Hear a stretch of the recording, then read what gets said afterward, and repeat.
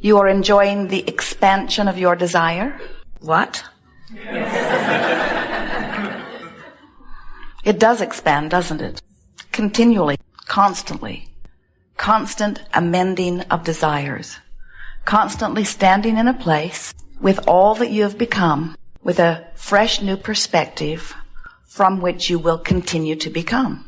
And the contrast that surrounds you is a perfect vibrational match for your unique, specific, leading edge position. Do you know that there is not another who stands in precisely the place that you stand? So the desires or preferences that are born within you from this place that you are currently standing are uniquely yours. No one else could accurately counsel you or guide you, for no one else could accurately assess the vibrational mix of the place where you stand right now. So the contrast that you are surrounded by, enveloped by, living, attracting, your contrast, is producing for you a unique perspective from which you desire, and you cannot turn that mechanism off. You cannot cease new preferences exuding from you. They are happening on many levels of your being.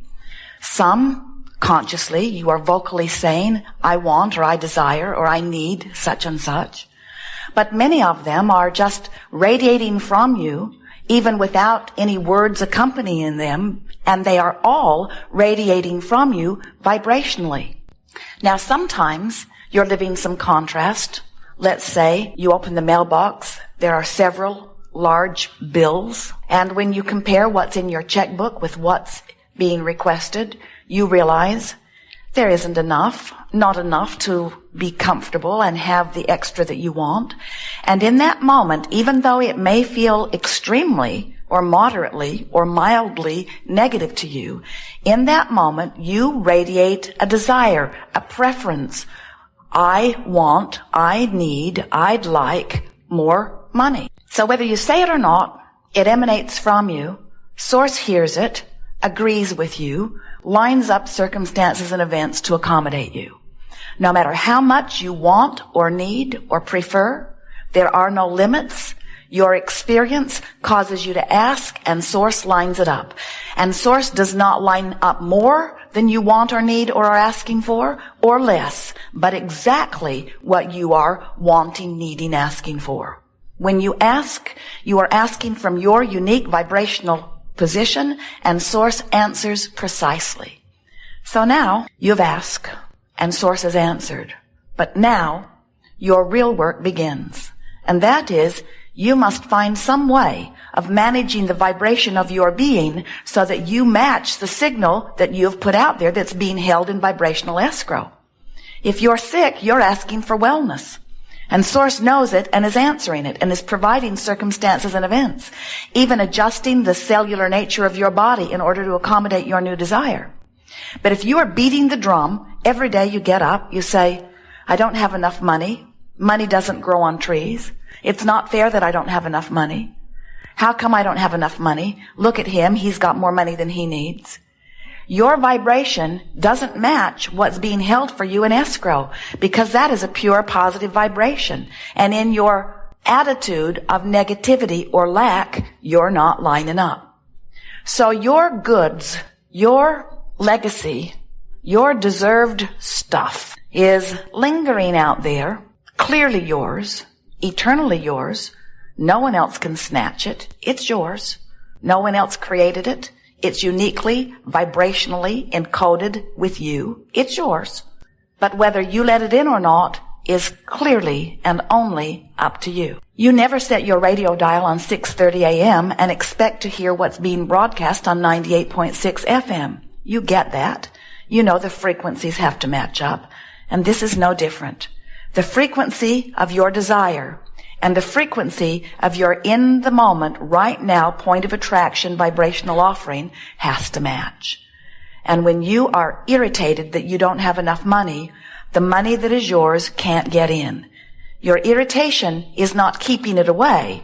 Your irritation is the indication that you're keeping it away. If you are eager and hopeful even, hopeful lets it start moving toward you. Believing lets it in. Knowing makes it come as fast as you ask for it. You could get to the place of so much trusting this creative process and so believing in your ability to create and so understanding law of attraction and so aware of the way you feel and so in deliberate mindful keeping of your own vibrational mood, attitude, or point of attraction that you could think a thought and receive its results. Think a thought and receive its results.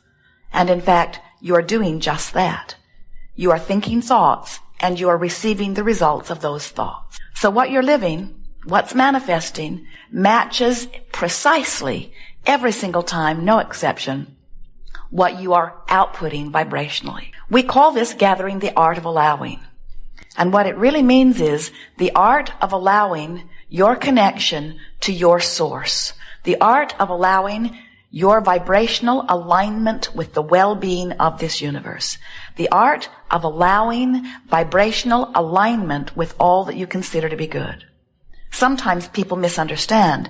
They think allowing means looking out somewhere into their environment, finding some ridiculously awful, abhorrent thing, and then tolerating it or putting up with it. Being a doormat, just taking whatever anybody gives. Allowing is about feeling. Allowing is about vibration. Allowing is about alignment. Now, of course, in the strictest sense of the word, if you are focused upon something you don't want and feeling negative emotion as you focus upon it, you are, in strict terms, allowing this unwanted thing into your experience. But when we use the term allowing, we always mean allowing your connection to that which is really you, allowing your connection to source and to the resources of well-being that are your right. You are worthy beings. You knew it when you came. You forgot it a little bit after you got here. You are creative genius. You knew it when you came. You forgot it a little bit after you got here. You are free. You knew it when you came. You've forgotten it a little bit after you got here. You are pure positive energy. And you want that, and nothing less than that will ever be tolerable. In other words, you can't stand it when your freedom is impeded in any way. So you were born with an emotional guidance system. You were born with a system of emotion that lets you know what you're doing vibrationally. And on one end of this vibrational scale are feelings like exhilaration, passion, love, joy, appreciation, pure positive feelings. And the reason they feel the way they do is because in the feeling of them, you're focused upon something where you are giving to yourself the gift of perception of absolute freedom. Now, we use the word perception of freedom very deliberately because you are absolutely, unequivocally free. You are so free you can choose bondage. But the perception of freedom is what is necessary because no one is not free. No one can vibrate for anyone else. No one can get inside of you and offer a vibration that equals your point of attraction. Only you can do that.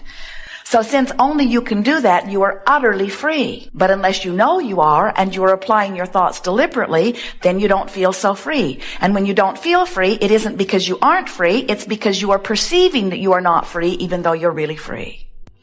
So up here in those good feeling emotions is the perception of absolute freedom and empowerment. On the other end of the scale, down there where despair is, down there where that feeling of desperation is, where that feeling of depression is, or fear, they all feel pretty much the same. They are vibrationally nearly equivalent. It's the perception of disempowerment. It's the perception of not being free. You never are not free. But when you don't think you're free, you feel rotten. So we'll be talking a lot today about this emotional scale. And we want to show you how you can, with far less effort than it would require for you to learn QuickBooks on your computer, you can manage your own vibrational frequency. Because you were born with an emotional guidance system that lets you know how you're doing. It's really important, however, that you understand that this emotional guidance system is yours and that it's not hooked in with anybody else's.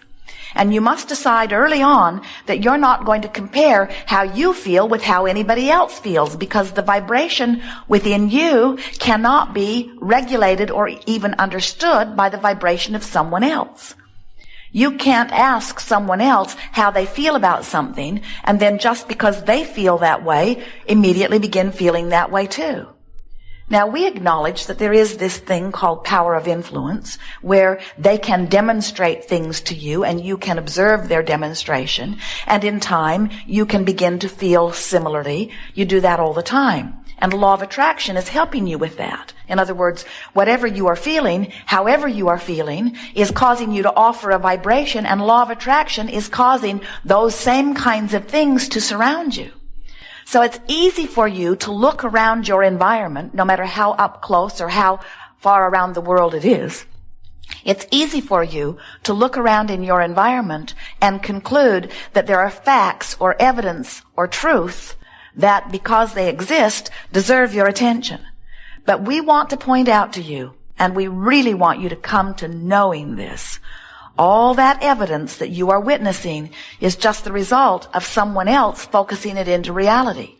Just because it's true doesn't mean that you should give your attention to it. There are a lot of things that are true that you don't want to bring close to you. And there are a lot of things that are true that you do want to bring close to you. So don't use as your criteria for focusing on it the reality of it or the truth of it. Use how it feels when you focus upon it as your criteria of whether you want to focus upon it long enough to activate it in your vibration enough to make it your point of attraction. Focus is a powerful word. In fact, it is the most powerful word in relationship to deliberate creation, in relationship to creation in general. In other words, you're creating all the time whether you're doing it deliberately or not, because you're focusing all the time whether you're doing it deliberately or not. You can't stop focusing. You can't stop perceiving. When you're remembering, you're focusing. When you're observing, you're focusing. When you're imagining, you're focusing. When you're pondering, commenting, whenever you're giving your attention to anything, past, present, or future, you're focusing. And if you're focusing, you're activating a vibration that has attraction quality. So when you activate a vibration, law of attraction is going to respond to your activated vibration and bring you thoughts, bring you circumstances, bring you other people that match that vibration. If you focus often enough, that activated thought will become a dominant activated thought. That's really all a belief is. A belief is just a thought you keep thinking. But when we say a belief is a thought you keep thinking, that makes it sound like you're deliberately thinking the thought. In other words, when you say, I'm thinking about something, most of you think that when you're thinking about something that you're deliberately thinking about something. And we want you to realize that you're thinking about a lot of things that you don't really want to think about. So you may be activating things in your vibration that you would not necessarily want to attract into your experience. Now don't panic. You have huge leeway. Sometimes we see our friends say, cancel, cancel. They try to suck it back before law of attraction gets hold of it and starts bringing it to them. And we want you to understand that you have enormous leeway, that the basis of your experience is truly one of well-being. And it's great fun to get out there and mix it up and think some thoughts. And in the process of thinking and feeling and thinking and feeling, honing and fine-tuning and then deciding what you want to think about. And then practicing the thought until that thought becomes easy. And then watching the manifestations begin to surround you as you've thought that thought. And then find your new place, because now you've manifested all kinds of things and you have a new vantage point. And now the contrast gives you an opportunity to mold new thought. Think and feel, think and feel, think and feel. And then decide, this feels better than this. I think I will deliberately think here. And then watch as you activate that thought more deliberately until it becomes a dominantly activated thought. And then law of attraction causes things to actualize around it. And now you're standing in yet another new, wonderful place. And then the contrast is there again, and you're thinking, feeling, thinking, feeling, thinking, feeling, thinking, feeling. This is the way you mold the clay. The energy that creates worlds is the clay that you are molding.